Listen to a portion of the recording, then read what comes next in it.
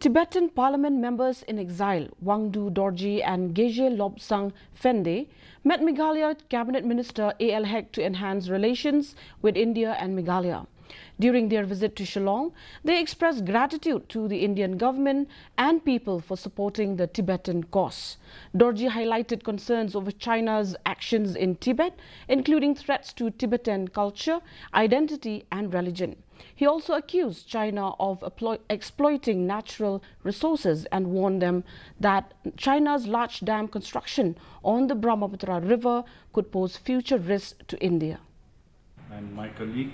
So the main purpose here to meet with the Honorable Minister is to basically to strengthen our relationship, because Indian government and Indian people, they have been really kind and supportive for the Tibetan cause for more than 60 years.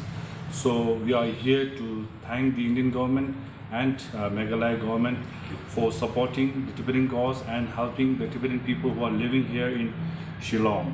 And at the same time, to update about the present critical situation inside Tibet under the Chinese authoritarian regime.